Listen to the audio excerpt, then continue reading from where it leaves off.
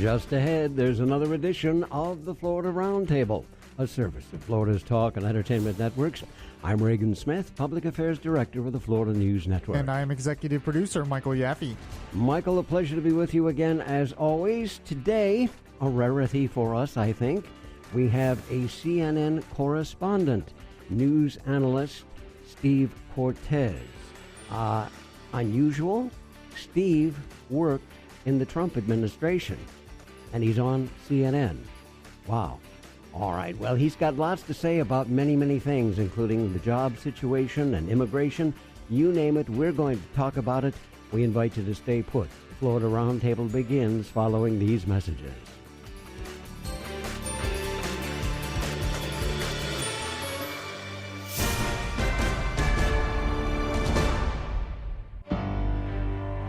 Your yard's days of being picked on are over, thanks to the science of Bear Advanced Brush Killer Plus. Its penetrating formula is specifically designed to kill hard-to-control brush, like kudzu, poison ivy, poison oak, and wild berries, roots and all.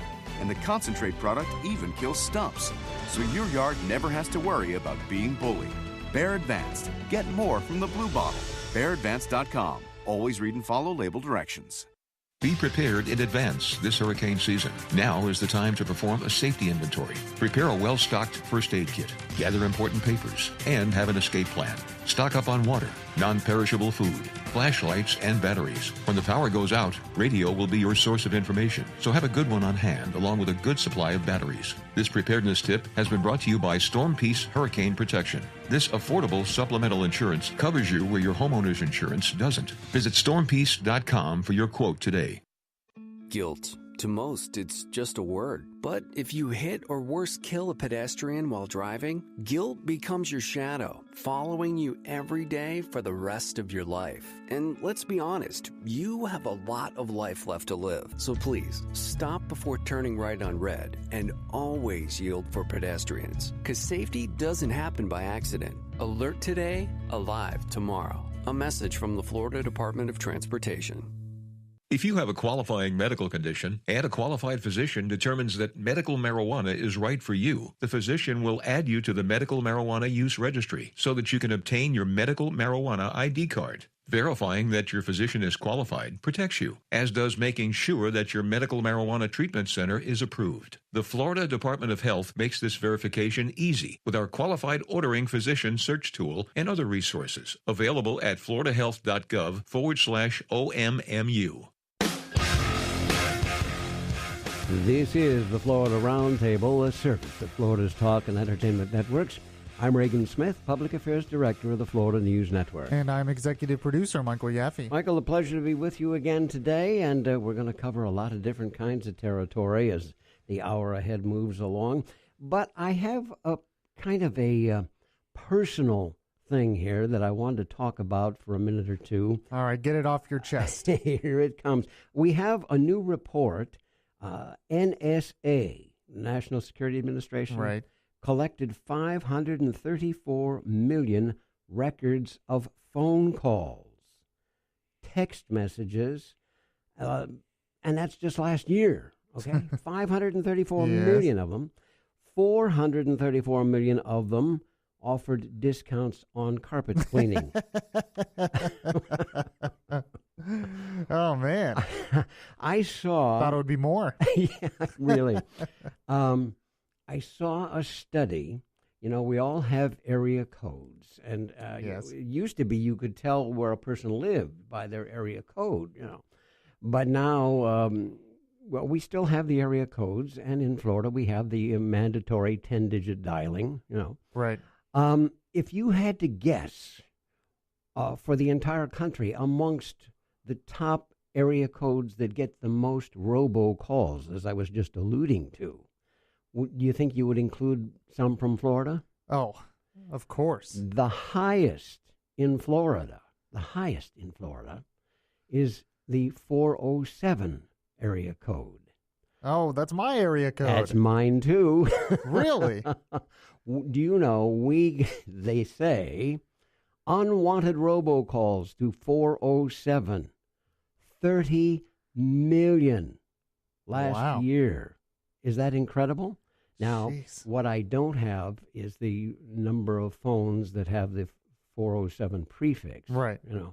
But I would presume it has to be fairly equivalent to 813 and 305 and 321 and all that kind of a thing. Well, I wonder why. Why is it the most here? I really have no idea. But I mean, I would think that a lot of them, they try to target maybe retirement communities or something. Yeah. Because they think they can scam them. yeah, and you would think that we would find that, in the West Palm Beach, Right. Fort Lauderdale, Miami area. Huh. But and I think half of those 30 million came to my cell phone. But, 15 million went straight to Reagan. and there's a registry, a national do not call thing, which I put my number on, And you still get them? which doesn't seem to have had much effect. I know. And you can tell them if they call, hey, you're not supposed to call me, but Yeah. then some other computer calls you the next day, and then you got to tell them. And Yes, and if I understood it properly, if you can create some evidence that you're getting these calls, Yeah. There are fines. You file a complaint, and these companies can be fined for not getting you off the list. I guess they figure they just can get away with it. I don't know. It must be, but I can't tell you how many offers I get each week to refinance my house. My house has been paid for years. I got one yesterday from a certain... I know, I get these too. I got one from a bank, which shall go nameless, noting that I had not updated my security information on the account. I have not had an account with this bank in years. Right. And obviously they have not taken my email out of their file. Yeah, I mean, what's really bad is some of these are actual scams. Yes. Where they try to get you to give their information, and it's like, no, Yeah. no reason for me to do that. And the biggest thing to remember is that the IRS will never demand money over the phone. That seems to be very they tried that on my popular. parents. Oh, you will get letters. You'll get certified letters. Right. You never get a phone call. Well, while we're taking our first break here along the network line, I'm going to turn my smartphone off. Actually, I have a steam-driven. I was about to say, I don't know how smart that phone is. I've seen it. But in any event, we're going to be joined by Steve Cortes. You are listening to the Florida Roundtable, the service of Florida's Talk and Entertainment Networks. I'm Reagan Smith. And I'm Michael Yaffee. And we will continue the program following these messages. The National Weather Service is predicting another busy hurricane season for the state of Florida. But this season, you have an option to protect yourself with Storm Peace. This affordable parametric insurance covers you where your homeowner's insurance doesn't. Mobile homeowners and renters are eligible too. Storm Peace offers customers a painless claims process, no deductibles, no adjusters, and fast payouts. Use the money for any hurricane-related expense, generator costs, food spoilage replacement, or repairs to detached structures, even evacuation costs. Visit stormpeace.com to receive a quote or chat with an agent today. Years after her husband first arrived in Belle Glade, Florida from Haiti, Stephanie finally had her family together again. But her husband and daughter became disabled. So now, Stephanie supports them, working brutal 15-hour days in the farm fields. At the Glades Initiative, we connect Stephanie and others with food and social services. Help us help them have decent lives together. Visit gladesinitiative.org. In a world of tiny tomatoes and backyard pests, one man and his better half dig deep to save backyard gardens. Joni, stand by to upload expert videos. Already loaded, Tom. Wow, you're good. You're not so bad yourself. Tom and Joni McCubbin star in hisandhersgardening.com. Critics rave. Tom and Joni, they really grow on you. 2 green thumbs up. Don't miss hisandhersgardening.com. Precious rose, you color our world till insects and disease turn it upside down. So we've created Bayer Advanced All-in-One Rose and Flower Care. It's the no-spray formula that works 3 ways, controlling bugs and disease as it feeds for brighter, more vibrant flowers. So count your blessings and stop to smell the scientific advances. Available in easy-to-use liquid and granules. Bayer Advanced. Better science, better results. BayerAdvanced.com. Always read and follow label directions. We are back. You're listening to the Florida Roundtable, a service of Florida's Talk and Entertainment Networks. I'm Reagan Smith. And I'm Michael Yaffee. And Michael, as promised, we are joined at this point in the program by CNN's Steve Cortes. And Steve, welcome to the Florida Roundtable. Reagan, Michael, thank you so much for having me. Well, let us get started. I want to ask you to take the first minute or so and give us some biographical notes on yourself, your educational background, where you're from, things like that, and then how you ended up at CNN. Sure, you bet. Live in Chicago, where I was born and raised and have lived my whole life, with the exception of university. I went to Georgetown University in Washington because I had a bit of the political bug and also played football there. But then I didn't get into politics right away. I went to Wall Street first, and after a 2-decade career on Wall Street, started getting involved in television. At first, financial news. I was mostly on CNBC. Some of the listeners might know me from the Fast Money show at noon Eastern. I was on that for years as a regular panelist, sometimes their nighttime Fast Money show at 5 p.m. Eastern. But I've always loved politics, and then I switched over to political TV a couple of years ago, went over to Fox News. And when the 2016 election really started heating up in 2015 and early 2016, I became a fan of Donald Trump. The campaign recruited me, so I left Fox, went to work for the campaign, did TV surrogacy, was a TV spokesman effectively for the campaign throughout 2016 on all the networks. And then once he won, I went back to Fox for a spell and spent some time there again as a political commentator. Very recently moved over to CNN. So I still have sort of wear two hats. I'm still on Wall Street, and I still have a Wall Street job, but I also have a very heavy political involvement, and that's probably how most people, if they know me now, they know me from my political commentary on networks, particularly presently CNN. And usually, I don't always agree with the president, but 90% of the time, I'm a Trump advocate on the air. Mm-hmm. And with all of that said, what do you do with your spare time? Right. Well, and I have a wife and 4 children, and so between trying to be a good husband and dad, and coaching Little League and doing all that stuff, and then having the political job and the Wall Street job, I work a lot. But that's a good thing, and it's one thing I always think about is it's been such an honor and such good fortune for me to happen to know the president and to have been a small part of pulling off one of the greatest political upsets in American history, probably the greatest upset in American history. So even though it's hard work, it won't always be the case where I have the ear of the president and this many friends in the White House and so forth. So it's a lot of work, but it's also an honor. And I think you're absolutely right there that Mike and I would agree with you. It was one of the greatest upsets in presidential election history, for sure. Right. And it's been, it's hard to believe we're well into the second year here already, but it's been a tough ride. And a lot of media headaches for the president and whatnot.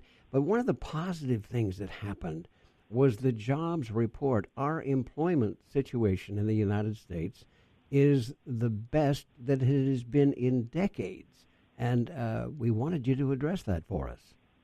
Right. Well, and listen, I think this, more than anything, is the reason that Donald Trump was elected, that he was able to pull off the upset he did, is the economic anxiety out there in the country. Because if you look at the Electoral College, where the victory really came from, it was Democrat-leaning voters, Obama voters, in the Midwest who crossed over, who came over from being Obama voters in Ohio, Wisconsin, Pennsylvania, Michigan, and came over and became Trump voters. And why? I think the primary reason is economic anxiety. The last decade in America has been a decade, unfortunately, of really slow growth.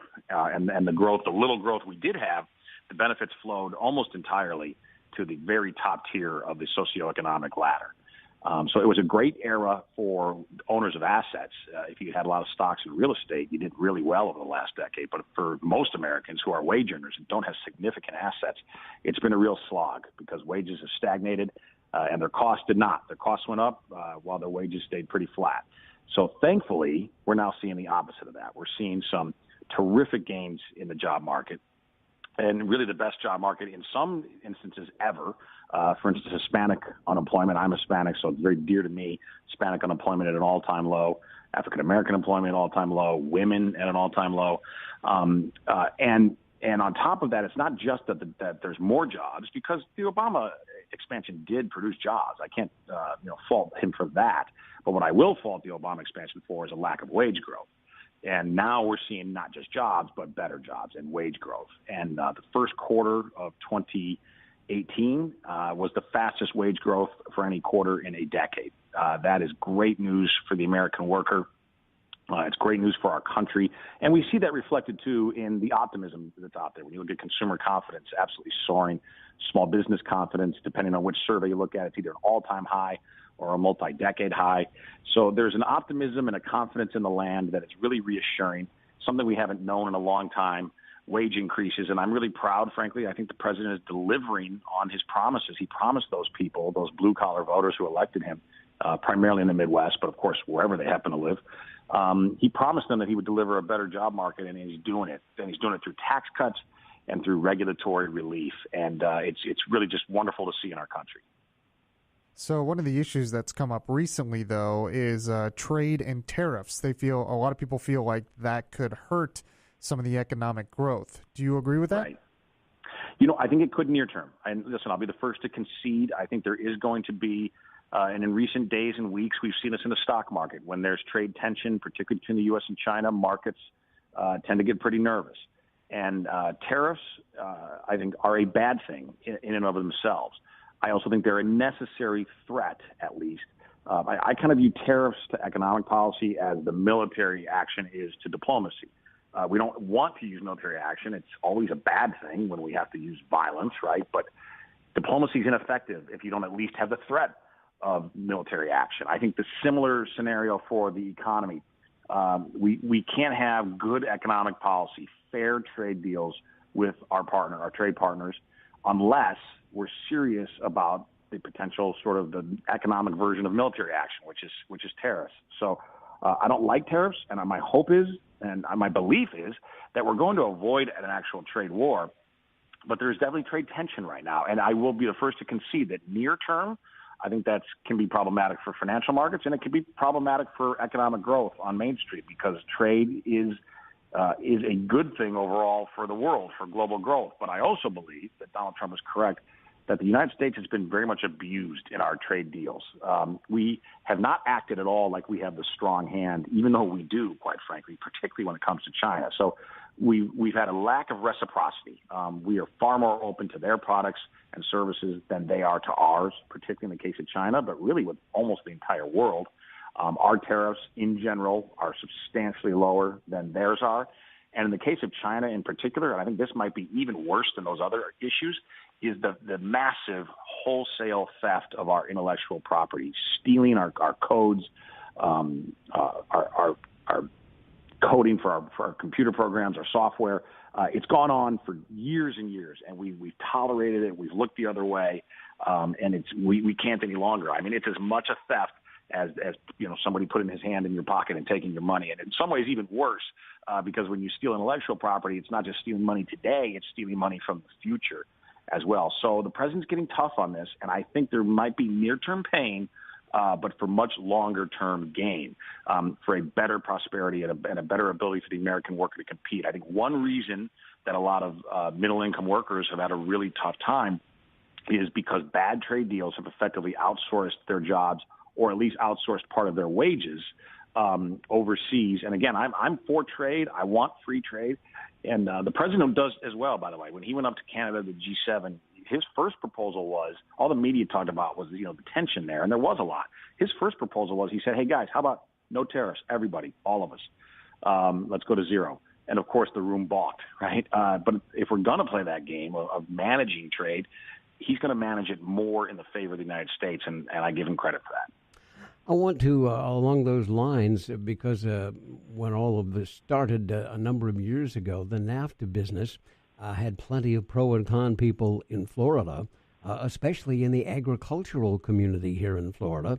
They were afraid that Mexico was going to be draining the farm jobs from the agricultural community here.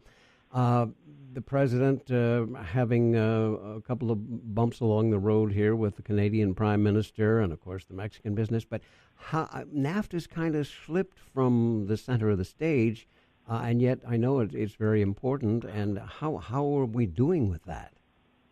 Right. I'm told when I talk to my associates at the White House, my friends there, that the NAFTA negotiations are actually going reasonably well behind the scenes.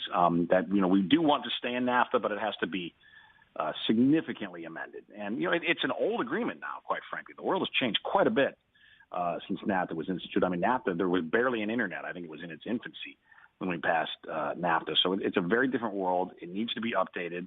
I think like most of our trade deals, it's unfair to the United States. But I will say this, I think it's much more fair than our trade situation with China. And when I've talked to the president about this issue specifically, I have advised him, I think he's being, frankly, a little too tough on our neighbors. I think Canada and Mexico, for the most part, have been pretty fair with the United States on trade. And I think they're going to be fairer going forward as far as renegotiating NAFTA. So my advice to him, which he hasn't really heeded, is to take it a little easier on our neighbors. We have good neighbors. We have a very bright future as a North American continent together, I believe, economically and otherwise. China, on the other hand, I think is a much more problematic situation, and negotiating with them is a lot more difficult.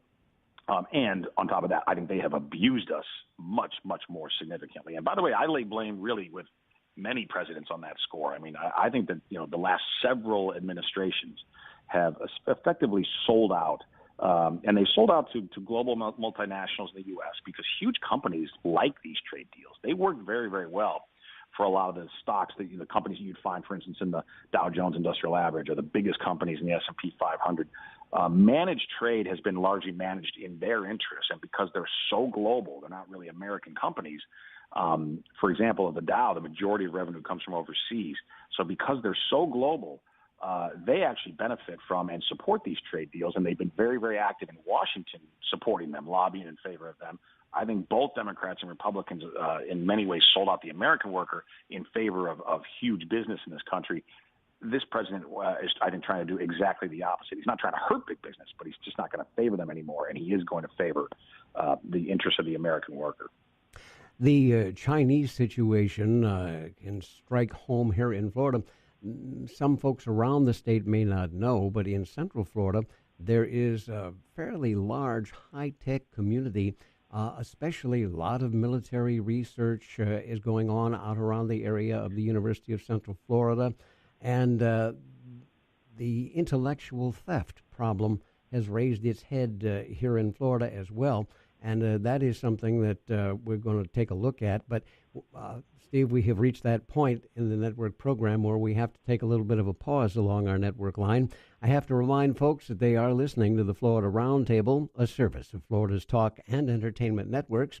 I'm Reagan Smith. And I'm Michael Yaffee. Our very special guest this day is Steve Cortes from CNN, and we will continue the conversation following these messages. Wow, your flowers are gorgeous. What's your secret? It's no secret. It's Bear Advanced. You mean these blue bottles? Uh-huh. I protect my beauties with all-in-one rose and flower care. It's insect and disease control plus fertilizer. Really? What's this 12-month tree and shrub protect and feed? Oh, I use it on my trees. It kills bugs for up to a year, plus it feeds. It's that easy.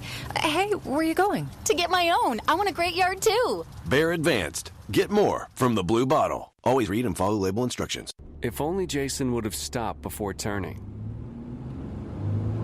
But he didn't. Actually, he didn't even slow down or look. If he had, he would have seen the woman in the crosswalk. 1 in every 4 traffic fatalities involves a pedestrian, so please stop before turning right on red and always yield for pedestrians. Safety doesn't happen by accident. Alert today, alive tomorrow. A message from the Florida Department of Transportation. One time he forgot to fuel up the boat. And it wouldn't be the first time he left his tackle box behind. On one trip he even headed out without his lucky hat. And seems he almost always forgets to wear his sunscreen. But he never forgets to wear the one thing that could save his life. Life jackets save lives. Wear it, Florida. Visit myfwc.com for more information. Is your yard a glorious utopia? One that deserves protection from the invasion of blackberry? If so, then your passion is our passion. That's why Bayer Advanced has made Brush Killer Plus. It uses a systemic formula that kills blackberry to the root, and it's now available in a new 1.3-gallon ready-to-use pump sprayer, making it even easier to apply. Brush Killer Plus from Bayer Advanced. Your passion is our passion. Visit BayerAdvance.com. Always read and follow label directions. Leaving tobacco behind isn't an easy task. In all honesty, it's a very hard thing to do. The good news is, if you want to quit, Tobacco Free Florida offers free help, support, and the tools you'll need to succeed. Area Health Education Centers offer free classes that are run by professionals who know what you're up against. It's comforting to have a face-to-face conversation with a person who knows exactly what you're going through as you begin your quit journey. If you've tried to quit tobacco before, or if you've been avoiding trying to quit, now is the right time for you to succeed. Area Health Education Centers offer free classes that are designed to help you quit and offer free nicotine replacement therapy like patches, lozenges, and gum. Remember, it's free, so you have nothing to lose. There's a quitter in you, and with the help of Tobacco Free Florida's 3 ways to quit, you'll double your chances of success. If you or someone you know needs help quitting tobacco, you can call 1-877-YOU-CAN-NOW or visit us at tobaccofreeflorida.com. We tend to focus on the material and the temporal and neglect the eternal and relational. But none of us knows the number of days that God has planned for us. Don't put off until tomorrow the really important things you can do today, like getting right with God and getting right with others. God became a man in the person of Jesus to show us how. Start by getting right with God through Jesus. Then show your family how much you love them. If you're married or a parent, surprise them by occasionally coming home early. Tell them you love them. Plan fun things to do with them. Help someone you care about, someone who needs you at the office or in the neighborhood, or maybe someone who needs a friend. Maybe just be someone to listen and hold a hand. Even seek to be right with those who are not for you. It may not be the last day that you live here on earth, but it may become a great day for you and those you care about. This is Bryant Wright, speaking right from my heart. Visit rightfromtheheart.org. That's rightfromtheheart.org. From Pensacola to Key West and all points in between, you're listening to the Florida Roundtable, a service of Florida's Talk and Entertainment Networks. I'm Reagan Smith. And I'm Michael Yaffee. And our very special guest this day is Steve Cortes, a CNN political analyst, business specialist, and comfortable with many of the topics. He has worked in the Trump administration, campaigned for Donald Trump, and he has a very interesting take on many of the things. And Steve, I wanted to come back to this. The Chinese business with intellectual thievery has been going on for a long time. We have seen it here in Florida. There is a pretty good high-tech field in Central Florida based around research areas. And, of course, NASA is still the big presence at the Kennedy Space Center. But I wanted to ask you about this ZTE situation with the Chinese. And while we're working on warming relationships with them, sometimes it sounds like they're not exactly playing fair ball here. Right. I think that's very much the case. And I think, you might be putting it too mildly to say they don't play fairly. I think they really play incredibly dirty when it comes to the economy. But shame on us, too, that we've allowed them to in large measure. So some of the intellectual property theft is secretive, right, where they literally hack in, and there's a lot of hacking that goes on, and just steal, important codes and our intellectual property, our design technologies. And then some of it is more above board, where they do it pretty overtly, where they tell, for instance, if American companies want to do business in China, you are forced, particularly technology companies, you're forced to partner with a Chinese firm, and almost all the important Chinese firms are state-controlled. Even if it's not explicit, they're implicitly state-controlled by the Chinese Communist Party. So you have to partner up with them. You have to share your technology completely. You have to open your systems to them, or you're not allowed to do business in China. And most American companies have done it. And I wish they wouldn't, but I also understand why they do. It's a massive market. They want access to it. And I think, unfortunately, they're willing to some degree to sell their souls, long-term for the near-term gain. But the point is the Chinese government shouldn't be able to do that. They shouldn't be allowing it to happen, much less be the actual agent forcing that to happen. And we just allowed far too much of that. And America, thankfully, leads the world in innovation still. I mean, if you think about the great tech companies, the great innovations out there, all of it is from the United States. It doesn't come from China. It doesn't come from Europe. It comes from, and more specifically, it comes from Silicon Valley. I mean, think about how much innovation comes just out of that area. But you're right, too. Central Florida has a significant tech business. So Florida, every place in America has exposure to this risk. of what the Chinese are doing to us.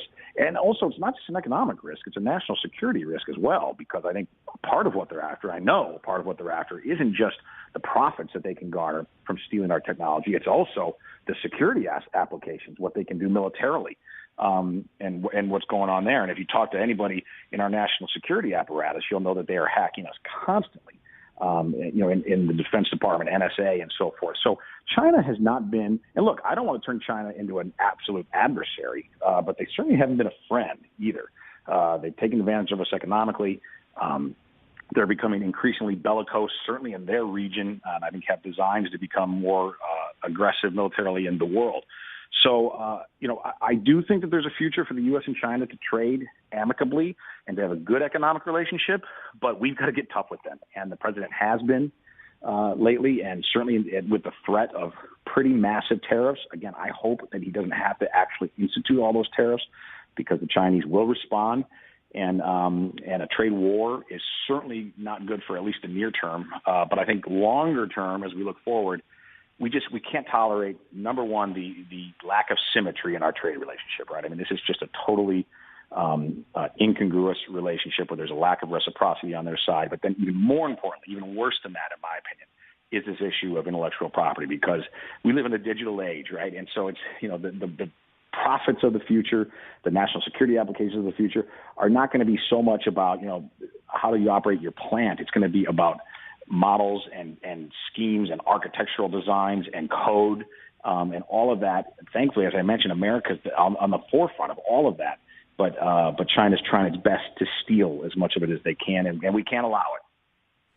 It's really interesting because President Trump, as you said, has tried to be tough on China, but he's been trying to have a balance with them as well, because he's wanted their help in dealing with North Korea. And as you know, we recently had that summit with North Korea. What do you think comes next with North Korea? They signed that deal, but that, to me, it seems like that was only the beginning. What comes after that, and is China going to be very helpful with that? Right. And that's a good point. And you're right. That would, argue against being too tough on China, because we do need their help on that situation, because they're really the only country that has any leverage on North Korea. Our leverage is only the threat of military action, which we hope we never come to that. But we don't have economic leverage. Really, no one does other than China, because they're the only country that really trades with them, that in some ways subsidizes Kim Jong-un and his regime. And, of course, they're a neighbor, so they're pretty important to him and to Pyongyang in general.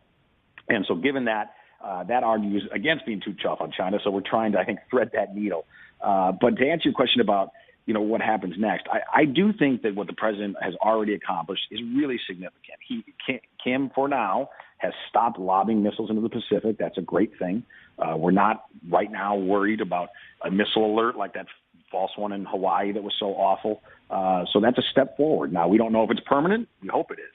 Also a step forward that he returned our hostages, and that he's in the process of returning remains from the Korean War, that he's willing to negotiate an end finally to the Korean War. All those big positives. But are we going to get the real sort of pot of gold at the end of the rainbow, which is demilitarization of the Korean Peninsula?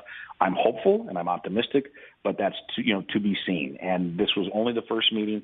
If you go back in history with Reagan, Gorbachev, it took them 5 meetings until they really achieved what they wanted to. So, and Russia wasn't nearly as separated from us then as North Korea is now, which was almost completely isolated. So I don't think it's going to happen quickly, but I still think it's pretty amazing that we've taken a guy who was acting like just a global pariah, and for now, he's behaving himself. And I think that's an accomplishment for President Trump.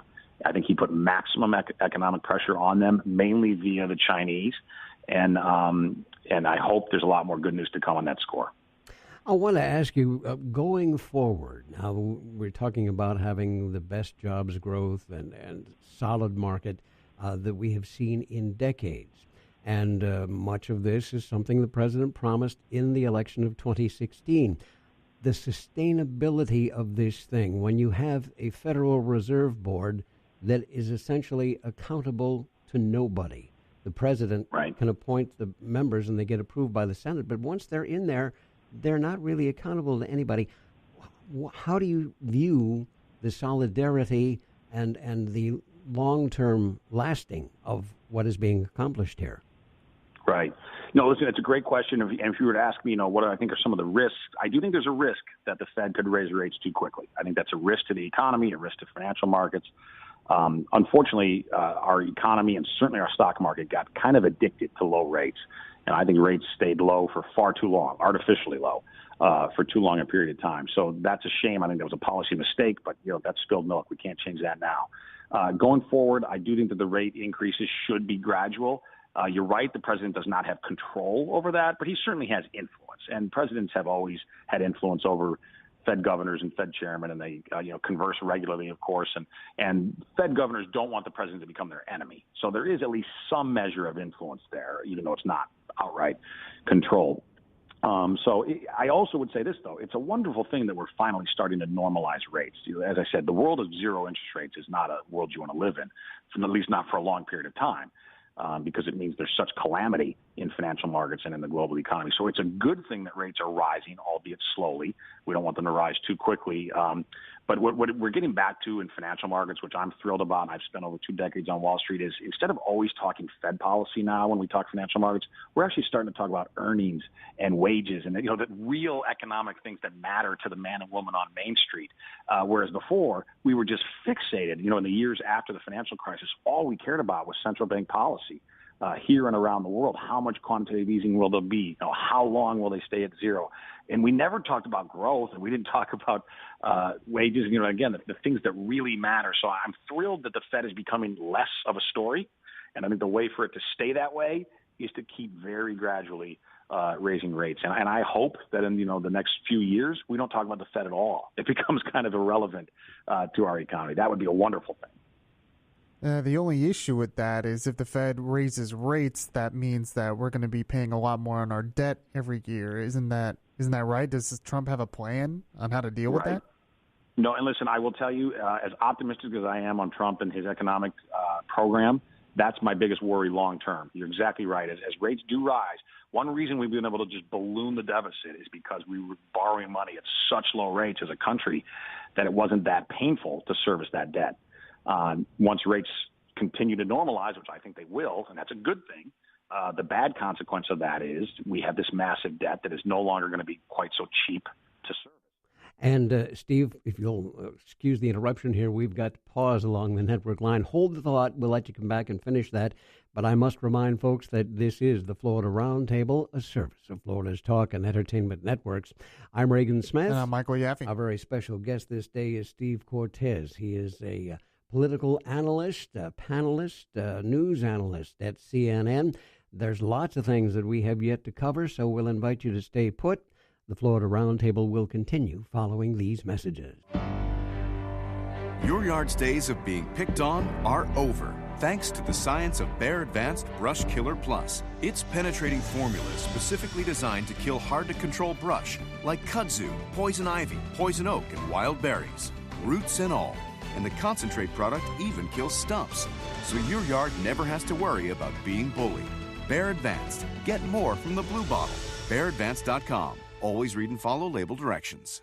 If you have a qualifying medical condition and a qualified physician determines that medical marijuana is right for you, the physician will add you to the Medical Marijuana Use Registry so that you can obtain your medical marijuana ID card. Verifying that your physician is qualified protects you, as does making sure that your medical marijuana treatment center is approved. The Florida Department of Health makes this verification easy with our qualified ordering physician search tool and other resources available at floridahealth.gov/OMMU. When I was a teenager, I believed that Jesus was God's son, but I was all about, God, can't you give me what I want? No. Jesus didn't come to meet all our personal desires. Yes, he will meet our needs, but his main mission is to be our Savior. After performing miracles of healing and feeding a crowd of thousands, Jesus began to teach who he was and why he came. Soon the people left disappointed. They wanted Jesus to be their meal ticket, meeting all their material needs, instead of trusting him to meet their spiritual needs forever.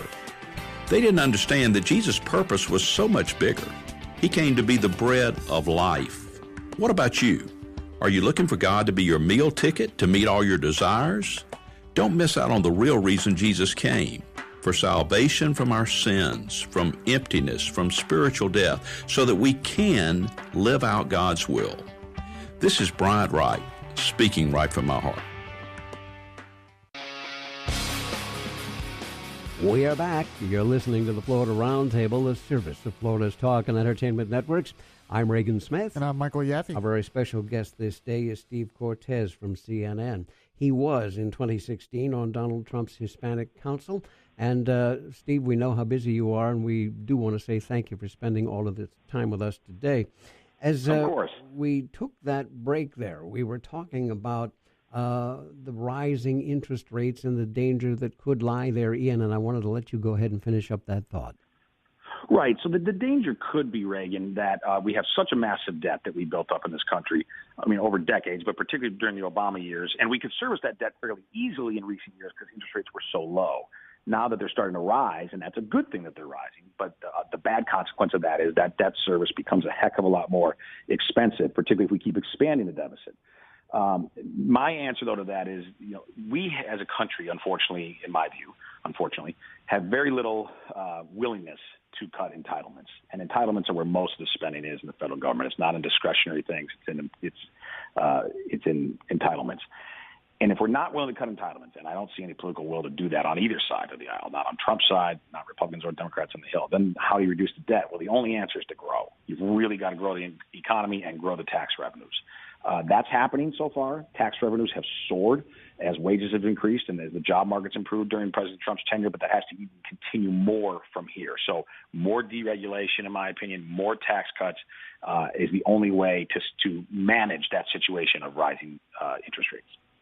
I want to shift here. We've just got this one final segment here, but I wanted to ask you, generally speaking, former presidents and first ladies don't get into the political field. Well, Jimmy Carter did quite a bit, but there are also people who say he's the worst president we ever had.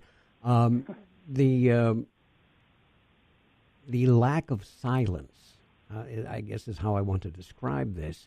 This president has suffered commentary from previous occupants of the office that had not been seen here in over a century. Right.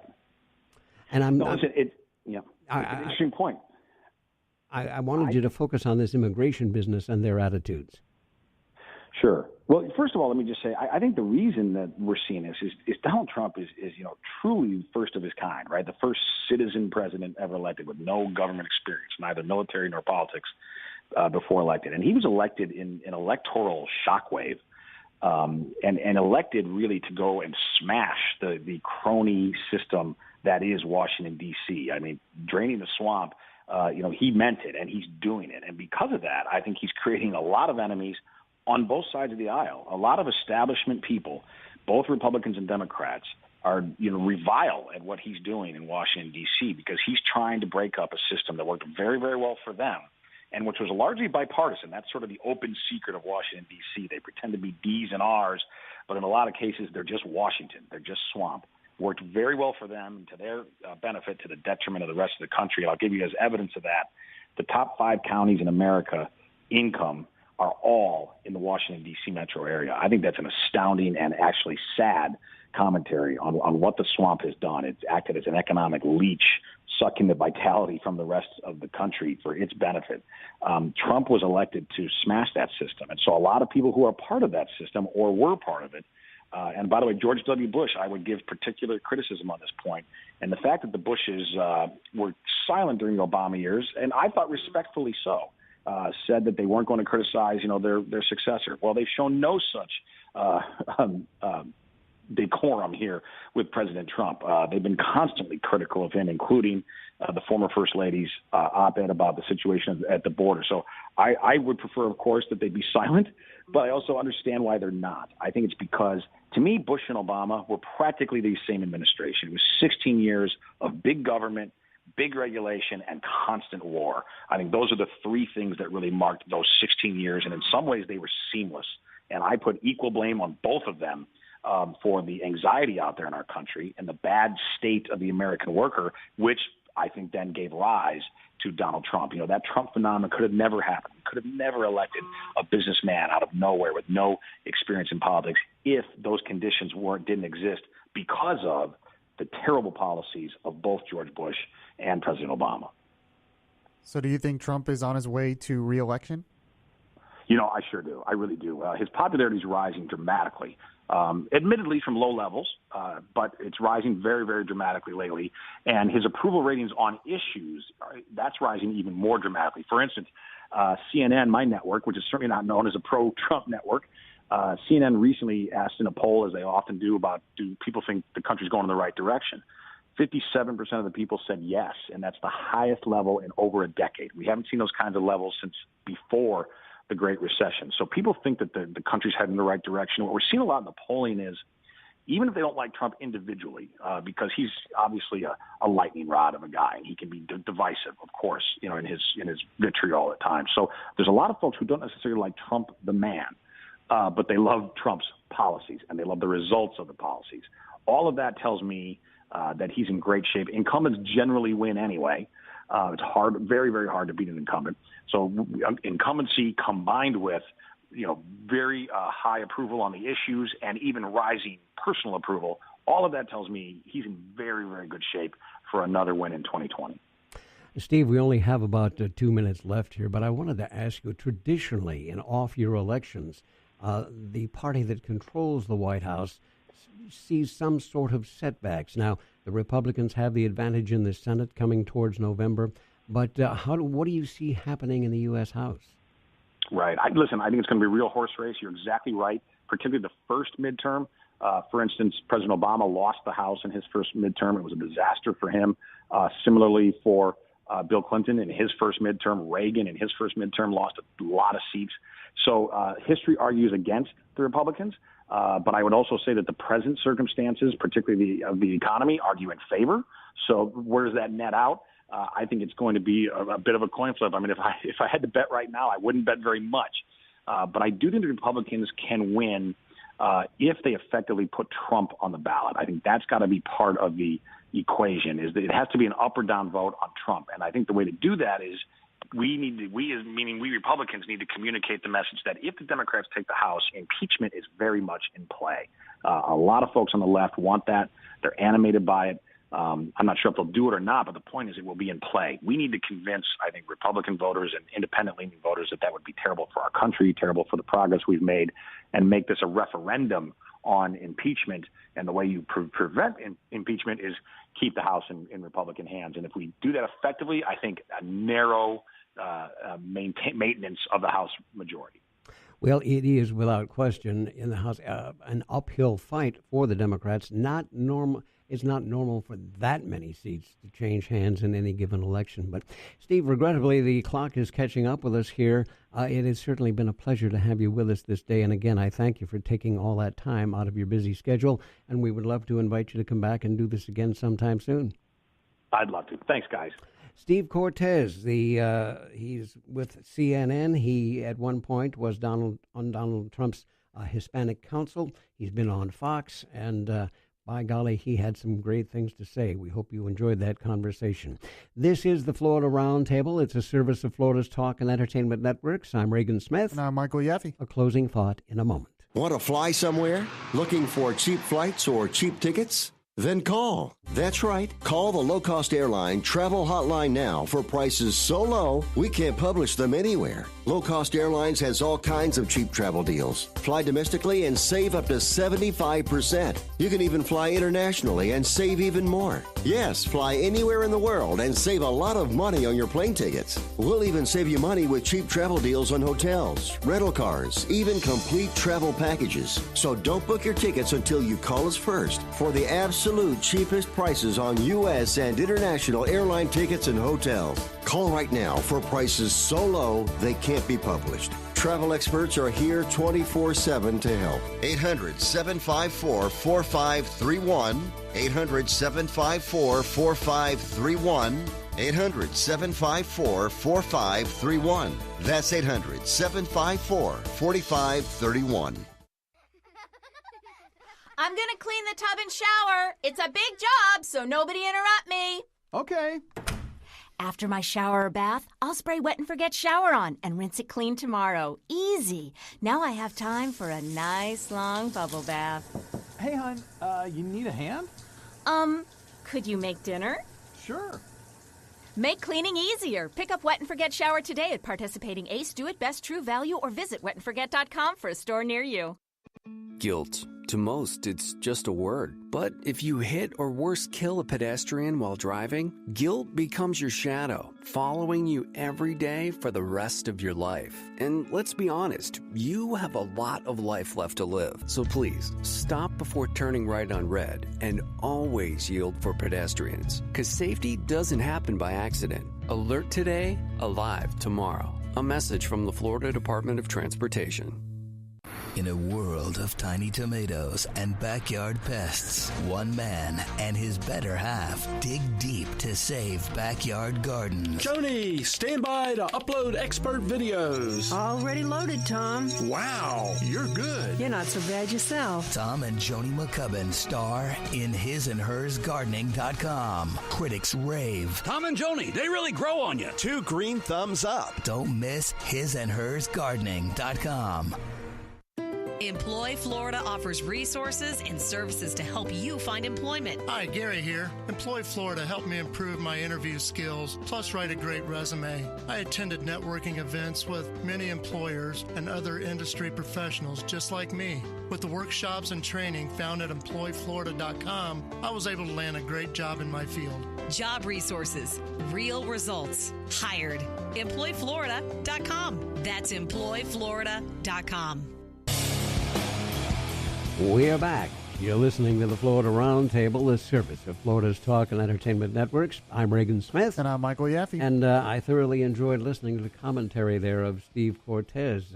Unusual for someone who sits on panels and whatnot at CNN. Right. And he made his points well, though. Oh, he does. Yeah. And I guess you have to be able to do that to be a conservative over there.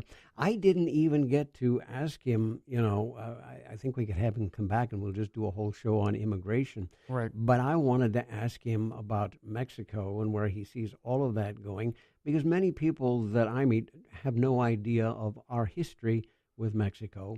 And over the years, if you were to rate plus and minus our relationship with Mexico, I think that diplomatically we would end up on the minus side. We have never had many, many years of good relations with Mexico since Spain controlled that territory. Yeah. We went to war with them in 1846.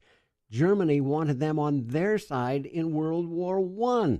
Well, that's what got us into World War I was the Zimmerman telegram you're talking about. Exactly right. We have, there was a time when Mexico canceled all immigration from the United States. They wouldn't let us in.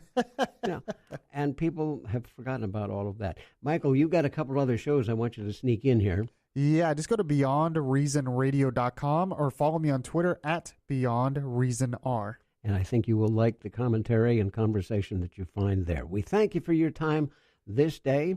I'm Reagan Smith. And I'm Michael Yaffee. And we will see you again in 1 week with another edition of the Florida Roundtable. You've been listening to the Florida Roundtable, a news and public affairs presentation of the Florida News Network. The views and opinions expressed during this show are solely those of the participants and not necessarily those of this station's management, ownership, or sponsors. Please email your comments to reagansmith@fnnonline.net.